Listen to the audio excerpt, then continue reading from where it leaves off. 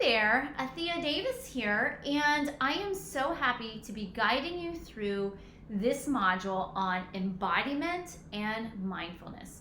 So welcome to our mindfulness-based SCL micro-credential program offered to you by the Coalition of Schools Educating Mindfully.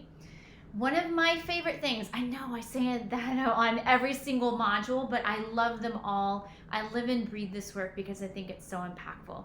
Several things you're going to walk away with as you complete this module is you're going to activate your attention by noticing on purpose without judgment. Those are the mindfulness basics. You're also going to be able to explain, name, and analyze the language of body sensations, the key to embodiment. This is a new form of communication. You're learning a foreign language in a way. You're going to be able to integrate mindfulness practices into your daily routines. And lastly, explain the mind-body connection, describe how mental and emotional attention, including traumatic experiences, can impact our overall health and well-being, and how mindfulness can aid in coping with these various types of tension in the mind, body, and heart. So let's dive in, shall we? All right, so let's take a look at the first one here, activating our focused attention. We often think that we're paying attention and we're multitasking, but we're not paying attention. Our attention is dispersed all over the place. So let me define mindful attention. Mindful attention is paying special attention on purpose with no judgment. We're not saying good or bad, or I like that, or I don't want that. We're just noticing, oh, that's interesting. Look at that, animal walking across the sidewalk. I've never noticed that animal in this area before. Or, wow, that's interesting. Look, I'm noticing how I feel in my heart. It's a little tense. I wonder why. And we're not saying that it's a good or bad feeling. We are simply noticing.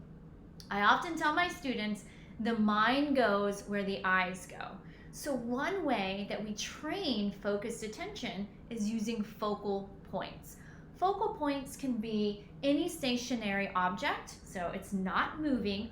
Oftentimes you can use a candle, you can use a talking piece, you can use a picture, you can use a spot on the floor, you can use something in nature. Just something to softly gaze your eyes towards to help you gain the skill of mindful attention, paying special attention on purpose without judgment. And when we notice, again, we're doing this noticing with kind awareness. This is another way to say without judgment. We're noticing that I have a lot of tension when I might talk to a particular student or when I'm engaging with this colleague. We're not saying it's good or bad, but getting curious using kind awareness, that's interesting.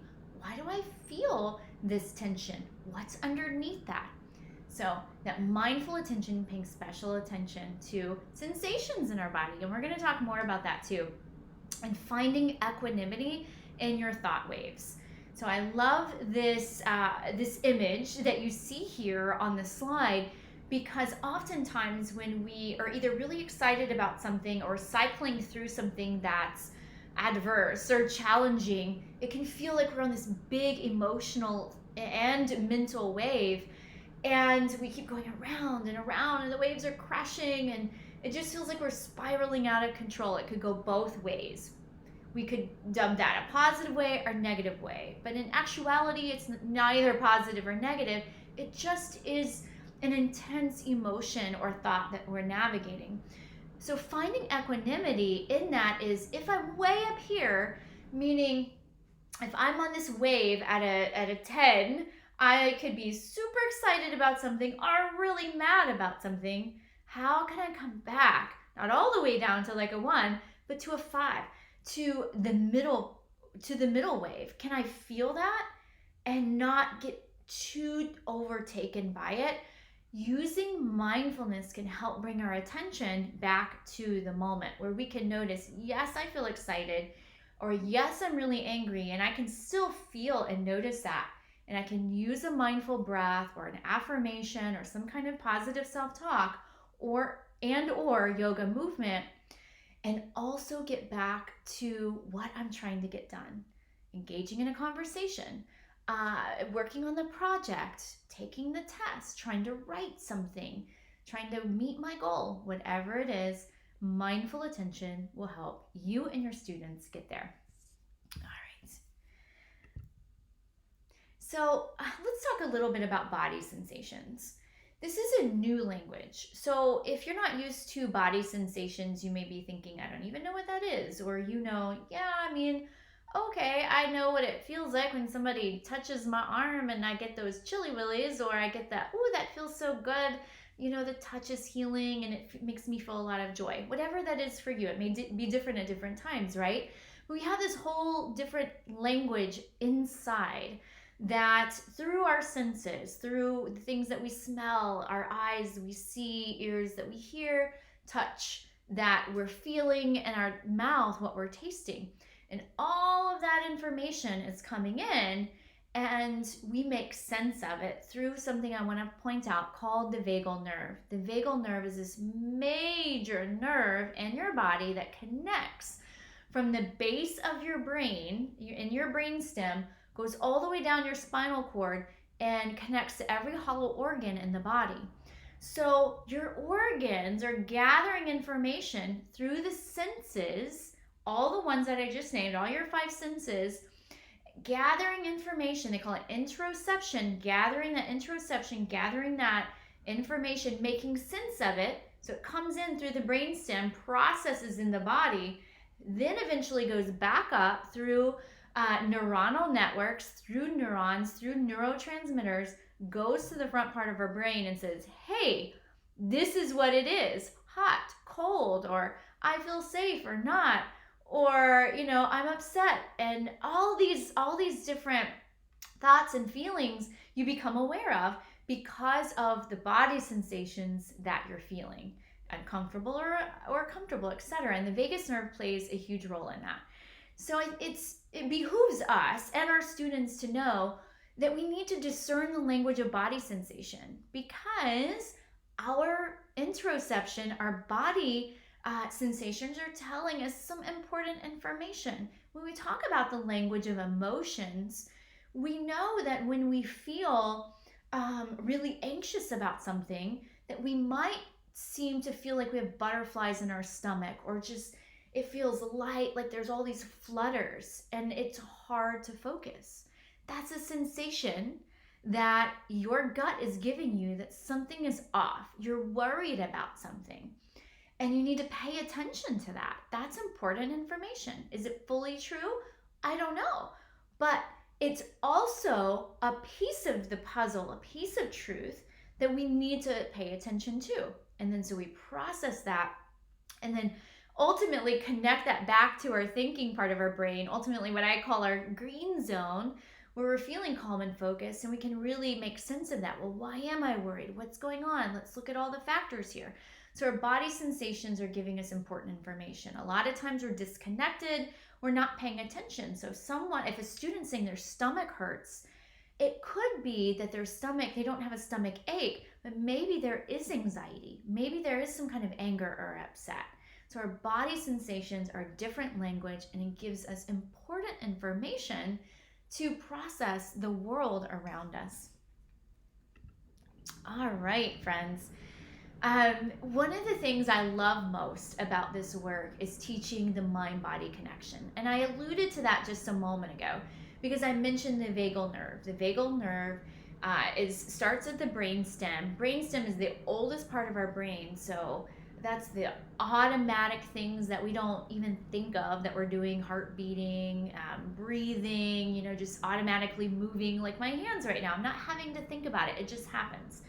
And so that vagal nerve travels through all the hollow organs in the body, attaches to the spinal cord, goes to all the hollow organs in the body.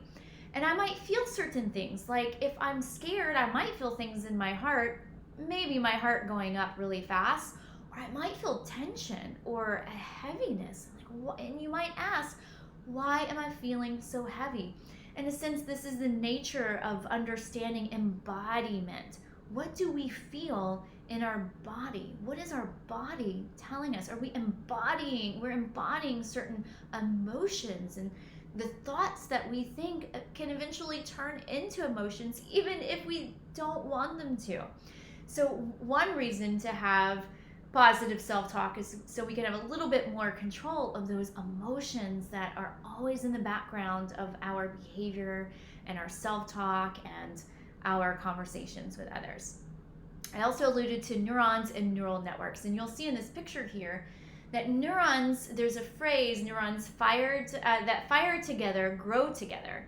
And the reason that exists is because when we do certain things over and over again, our neurons are growing, they're firing, they're making that connection. They're saying, yes, you're building this habit. We want to build those habits in a mindful way. So we're noticing, for instance, fear in our heart or anxiety in our belly. And instead of doing or having a coping mechanism where we eat certain foods that aren't healthy for us, or we go, yell at a classmate to release what we're feeling, we can instead become aware and say, oh, I know what that is. Now I can do a mindful breath or some yoga poses or work on my self-talk, do a mindful walk, whatever those things are. All of them we might need at the same time, depending on what's happening. And then our neurons are firing together, wiring together, and they're growing these, I had a neuroscience teacher once tell me, I call them these millionaire networks, because they're so ingrained in your brain, you've been practicing for so long, then those things become automatic. And so as we have this tension and emotional responses, we can change from a reactive state, like, this is happening and I don't know why, because I don't know my mind-body connection. I just know that, I feel like I'm going to scream because I feel like my heart is heavy or my stomach is hurting, and that's all I know to do because that's the way that I've coped before. And many of our students are coping like that because they don't know how to cope otherwise. And so when we understand the language of what's happening inside with the tension, with what our interoception is saying on the inside, giving us clues that something is off. We're not on that middle wave anymore. We're way up here. We could be really blue, like that blue zone. If you've watched the module on mindful spaces and check-ins, we might be really low. And we have to have that curiosity, that mindful attention, paying special attention on purpose without judgment, and just kind of saying, why is that? Why I'm noticing this? I wonder where that's coming from. And that could lead you and the students that you're working with to understand that there is tension, that there are some tough emotions under the surface, and that there are some ways that you can release them. And many of you may have heard about trauma and trauma-informed practices. So many humans on this planet, everyone has experienced some form of trauma, especially post-pandemic, post-COVID-19. There is no trauma competition. Some of us have had really difficult things happen, suicides, murders, extreme mental health issues, or just mental health issues in our family, family loss, material loss, loss of access to certain things. All this can be very traumatic to individuals in different ways. Traumatic meaning when a certain thing happens, our nervous system, like something traumatic, at all the things that I've mentioned, let's take suicide, because that's something I'm personally affected by, and that so many of our young people are struggling with today, with suicidal ideation. We take something like that, and an event triggers this idea that I don't matter, it doesn't matter if I'm here.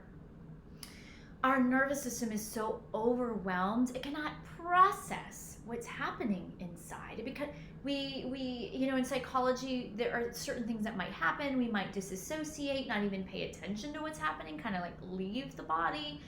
We just cram that feeling down, and we just keep cramming it and keep cramming it.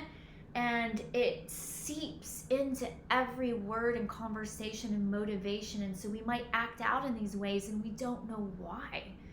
But we know that the acting out or the cramming down or the screaming and the yelling, like, these are not healthy behaviors for our educators, for our students at all. And so trauma-informed practices give us a lens to understand why these things are happening and what we can do about them. And the language of the mind-body connection helps us understand, because trauma can get embedded into our body. And unless and until we have healthy coping skills and tools to release, it stays stuck in the very tissues in your body and in your mind. And one of the great things that mindfulness and yoga practices can offer as a healing modality, not just a stress reliever, but to heal that past trauma that's been embedded in our body and our mind when we've had such an overwhelming response to something that we don't release it, it stays in. And it's too painful to process because we don't know how to process it. So it gives us a way to help our own trauma and to help students navigating that in a new way, and sets them up to become very resilient and successful in their own right.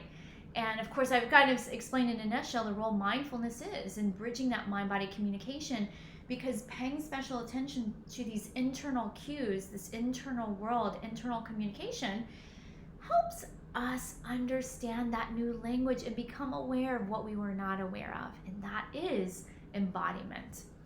All right. Do I have you guys hooked yet? Oh my gosh, my favorite things. And now so now I know all this. How do I make this happen? What do I do in my classroom? What do I do with my students? Mindful sit is one of my favorites. And if you've been standing too much, if you watch my modules, I love a good dance jam. We're sitting too much, and to kind of pull students in, especially our young ones, to do mindfulness activities where they're not like, oh my gosh, it's boring, I don't want to sit and breathe and do all that. They'll want it, right? But once you get the wiggle jiggles out and you put your favorite dance jam song on, my favorite, and we always make an agreement, once we do that for a couple minutes, then we come in and do some noticing, some mindfulness. So mindful sit is one, you can do that at your desk. Movement, mindful walking is awesome. You're not listening to music, you're not listening to anything, just taking, and there's a lot of ways to do this, but let me just say, you can do this in your classroom and have students just walk around their chair and notice, what does it feel like for their foot to hit the floor? Notice what they're feeling in their body. Notice when their mind wanders. And do that just a couple times. It doesn't have to be some long mindful walk. You can do mindful running, yoga, biking. These are all great movements to help you start connecting your mind-body communication. When I say this, you're walking, running, biking, doing yoga, you're not listening to anything else, because the part of the practice is you're noticing what's going on inside. You're listening to those cues. So you're you're flexing your mindful attention muscle. Mindful eating is another favorite. Students love that as well. Being able to eat something very slowly, noticing the textures and the tastes. M&Ms are a big hit. I mean, if you want to do oranges, that's cool too, but mindful M&Ms are a lot of fun if you ever want to do a mindful eating. Let the M&M just melt on their tongue and just eat it and chew it very slowly. Oh my goodness, it's so hard for so many students, but they notice so many things about the amazing taste of an M&M by paying special attention to the way that they eat it. And as I've said, we've talked a lot about the practice of noticing, which is mindfulness. And so what can we do to start connecting our mind-body communication even more? One of my favorites is called hands on heart breath. So you take your hands, double stack onto your heart. Number one, that is calming. Pressure on our heart, not a lot, just a little pressure. You press down, feels amazing. And then you just add a mindful breath. I'm going to do something that I call ocean breath with my students. It's an inhale through the nose, exhale through the nose. Notice I did not say mouth. All right, sit tall, feet flat on the floor. Big breath in through your nose.